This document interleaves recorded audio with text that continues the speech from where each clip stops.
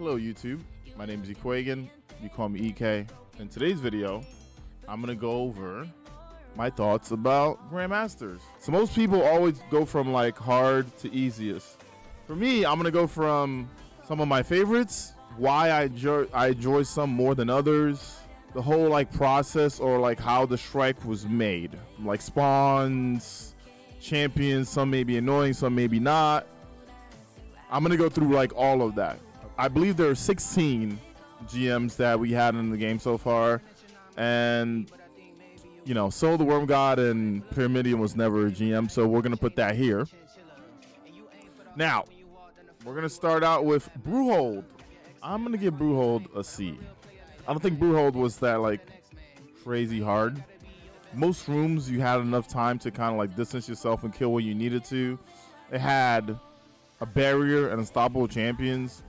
And even the final boss can be pushed really quick to each phase. Didn't really matter what weapons you were using. You could have used Anarchy, you could have used, you know, like Sleeper, you could have used 1K. I just think the bosses didn't have that much health. If you were able to push their bars, you didn't have to fight the ads or anything in that final room. Even Shriekers weren't that annoying because you can distance yourself. And then with Arbalists in the game now, I just feel like barrier champions are like a complete joke. So Brewhold for me is going to be a C. In terms of length, it's all right. Brewhold is pretty fast. Now next, it looks like this is Exodus Crash. Honestly, when Exodus Crash first came into the game, it was annoying because the boss would just run away and do like silly things.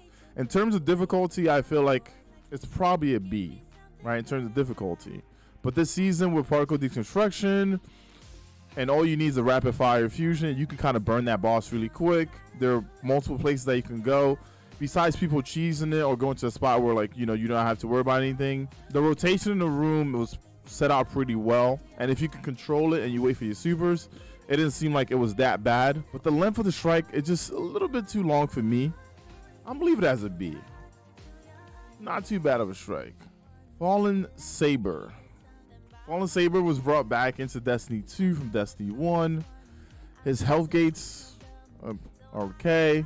I would say getting even the war sat. If you can time the war sat, you probably fought like 4 to 5 enemies at a time. When you went down into the bunker though, depending on what you use, like whether you went to the far left to kind of spawn trap or if you stood in mid, your team could possibly wipe to like teleporting overload captains. So in terms of difficulty, it's definitely up there between A and B. The length was pretty nice. There's been one thing that is probably gonna make me turn this strike into a C is when you finally get to the boss room and you're dropping down, how that has wiped an entire team before. Or when you're down there, the right side like arc thing on the ground can kill you even if you're not by it. So yeah, I'm gonna give this one a C, because no. Lake of Shadows is like the farm Grandmaster. Like, it's fun. You get to try out different things. Even though Bungie gave the boss like 25% extra health, 25% extra health of nothing is still nothing. In terms of fun, going through each rooms, I'm probably gonna give it an A. It could have been an S tier, right? But those damn knights and those flames gotta go. All right, so I'm gonna give this an A, just because that's straight like loot central for GMs, especially when it's double loot and that GM is it. Besides that, I don't really think there was anything too trivial about it. And like everything was just like pretty forward. You know, you go from one encounter to the next by just killing ads, and I don't think anything kind of like messed up. Ooh, nice. Next one is Proving Ground. I am going to put Proving Ground up there. Proving Ground to me is probably number two in terms of difficulty, and I'm only gonna say that like before Arbalest came out. The middle room for Proving Ground was really annoying because the way that Bungie placed the champions, the two champions, and then having to worry about snipers and like being almost divided. Before Arbalest came and had anti-barrier, you could just one-shot these guys from far. This room was really tricky. You had to find ways to kind of like conquer one side and take the stuff out. Even the final boss room was pretty neat because you can either like work from the front or go to the back of the room and kind of work through the sides. I would say each encounter was really neat. It got you like engaged in multiple ways, trying to figure out like what's the best way to kind of tackle each thing, and then you might just die to a fire because you shot it, but the game doesn't have any hitbox and you're gonna die anyway. I think I was at the Bungie Summit when this first released, and when I got home I got to play and it was fun. Like I enjoyed it because it brought like that thrill of like, oh, there's something like kind of hard in the game that I can do. So Proving Ground for me is definitely up there. It's definitely number 2 in difficulty of GMs currently. Next we have Saboten Song. Haven't seen Saboten Song in a long time. I mean, it's in that DCV closet thing that they said, whatever that thing is. I wasn't a huge fan of Saboten Song. It wasn't a bad strike, but I was not a huge fan of it, especially like when the shrieker went crazy on you. I am going to probably give this a B because in terms of difficulty, it brought that. In terms of like making strategy and making sure that like everyone was on the same page, it brought that as well. And I gotta say, Hive Knights, Boomer, Arc Knights are just, they make the difficulty a little bit higher, so I'm gonna put that at B. We're gonna put that there. Oh, okay. Next we have this guy here. I'm just gonna put him at A. The reason why I'm putting this strike at A is because it was awesome running a bubble, and it allowed me to run Warcliffe Coil, and you can basically either 2-phase or 1-phase this guy if you got lucky enough. Like if you were on point, you were able to like 1-phase this boss. So this strike right here, I think I'm gonna put it as A. And it was just cool, like shoot Nocris in the face with Warcliffe. Like you just like time in and just shoot everyone and kind of get that done. And I would say going from the outside in, each room transition wasn't that bad. It was pretty fun. Even like getting the charges, fighting the mid ogre, getting rid of the ads that you needed to. I like the strike a lot. Like if I had to like run it again, I would definitely run that for fun. And allowed me to like run Bubble Titan instead of like Ursa Titan, which is really neat. Ooh. Now we have that one strike that started in this game, like the first Nightfall ever. I don't know where to put this. I would say between A or B. I do like the way that you could just bake the boss on the elevator. The tank room wasn't too bad. The first encounter, or even that first part, was pretty neat.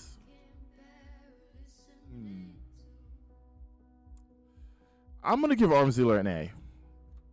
Because if someone's like, yo, EK, you want an Arms Dealer? I'm like, sure, why not?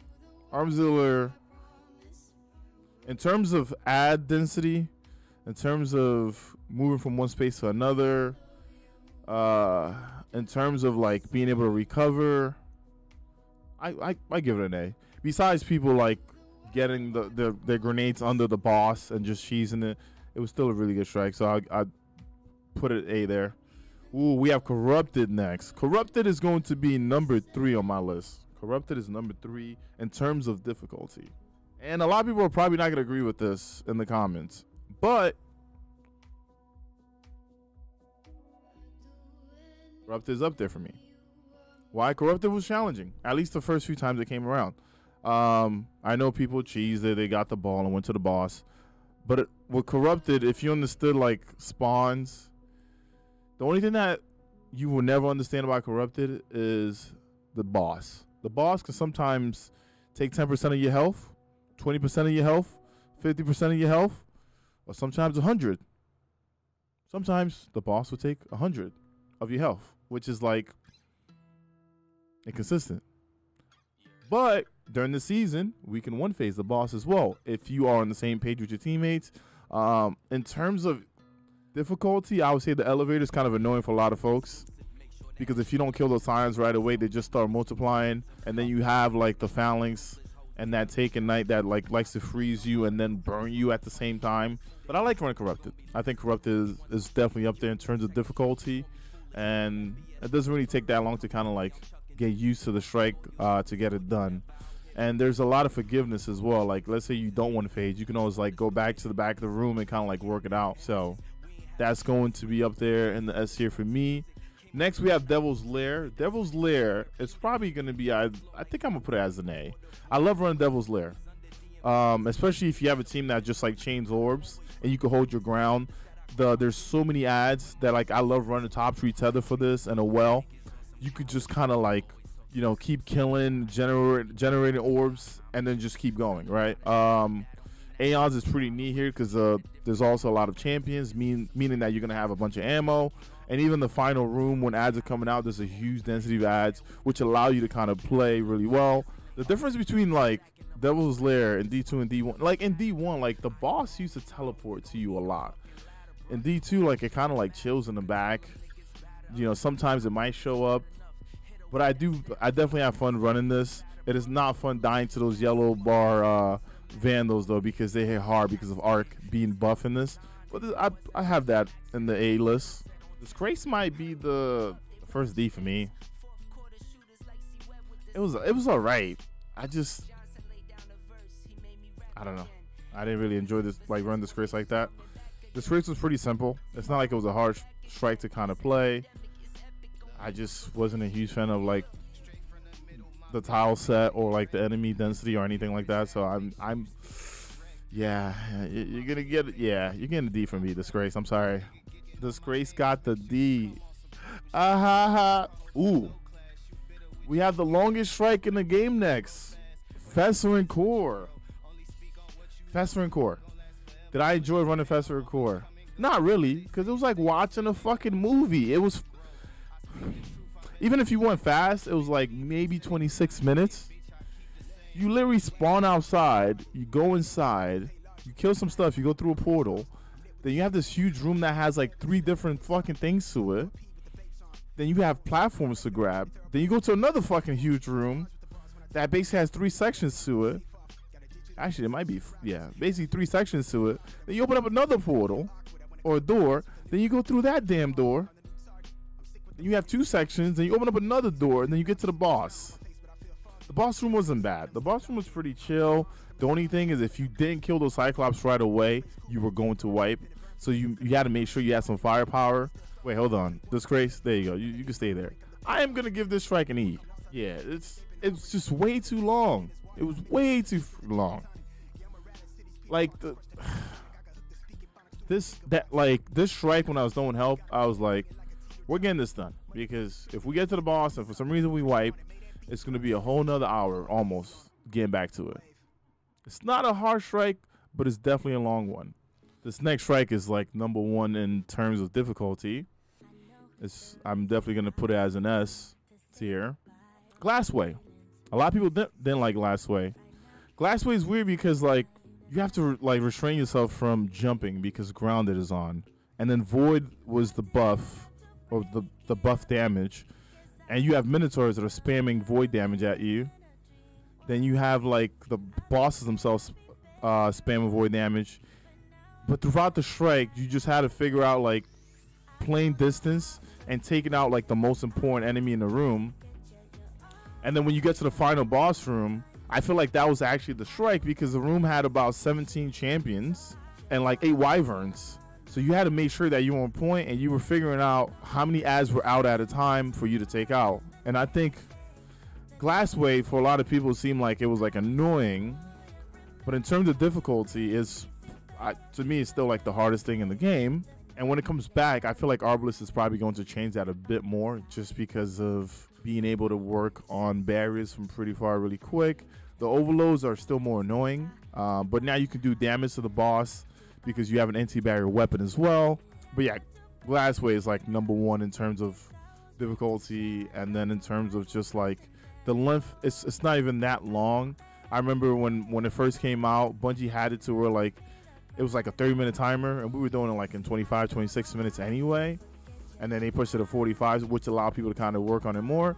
I feel like it also taught people how to optimize like each room. Like, let's focus on this guy. We take out this guy, then the rest is easy. Let's take out this person, and the rest is like, so Glassway's up there for me.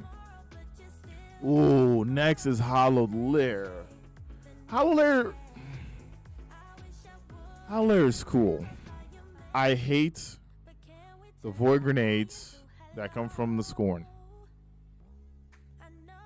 As soon as it hits you, if you slide, you might live. If you jump, you're probably dead. If you stay there, you're dead. And sometimes you may even like not be near it, and they'll splash and they'll kill you. And that is the worst thing possible. And then the final boss can one-shot you as well.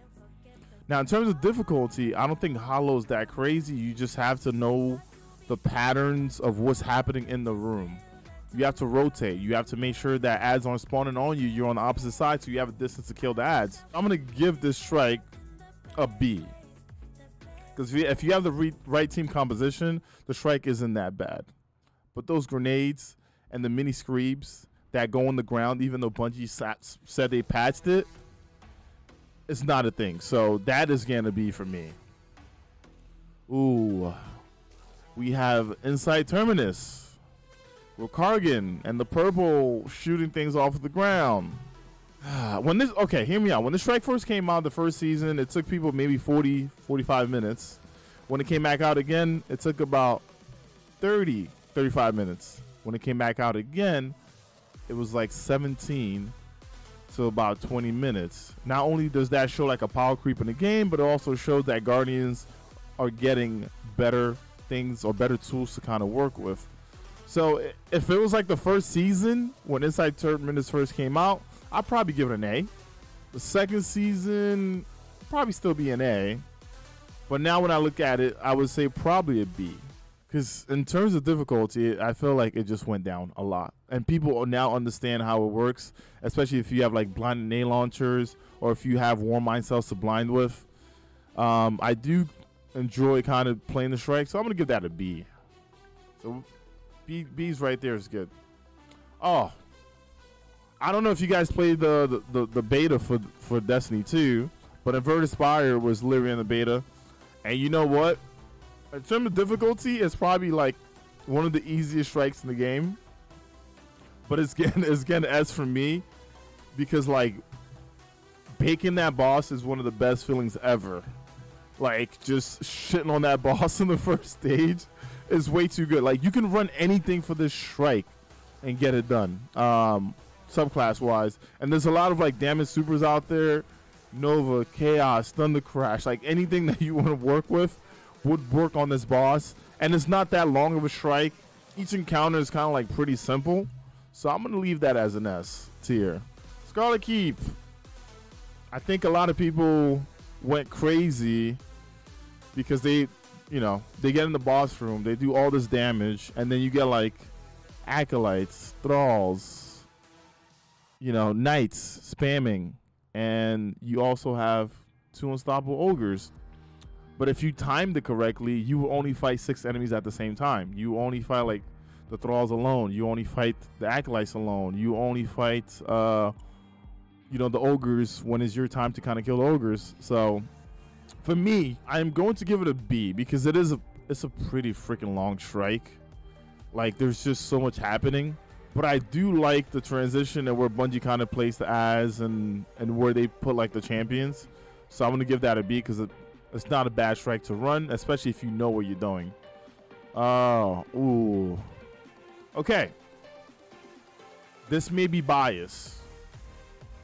All right, Word of Nothing is probably my favorite GM in the game. As many of you know, it is the only GM that has 3 champions. It has all 3 champions. It has the Barrier, the Unstoppable, the Overload. And it's like the thing is the length of the strike is not too bad. And man, have you ever seen 3 Chaos just beaming against like the boss as the boss is like shooting like a solar beam at you? It's like a light show. You know what I'm saying? Like it's just phenomenal strike. I could run that strike all day. Like literally run that strike all day. One thing that used to be annoying is when you got to the train part, those snipers used to be very, very, very annoying. But now they're like whatever. Ooh. So we got Tree of Probabilities and Garden World. You know what? Hold on. I'm giving Professor Cornef. Because that strike was so fucking long, man. Garden World. This was like the mountaintop Ariana's, and you know, that one Gambit machine gun that was just so good, called the Delirium. And I remember people told me this strike was hard, but it was like it was a fun strike to run, especially if you knew the rotation of the boss from. It was like pretty simple. In terms of difficulty, I'm probably gonna give it a B. In terms of you dying because instead of like jumping into the shooter, you have to walk into it and the game might possibly kill you, I'm gonna give this one a C. It was a good strike. It was definitely beatable. I've done a lot of it. Just not a huge fan of a lot of the bullshit that can happen where like people just die. The way you lost lives was kind of terrible, so that is getting a C for me. Now if we have the last, which is the Tree of Probabilities. Tree of Probabilities was like the most annoying GM the first season. And the reason why it was annoying, it was because there was this one, like we would one shot the boss, but you still have to like go through the rooms to get to the chest.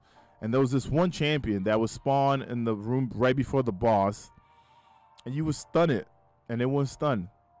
And that guy sometimes would wipe the whole team.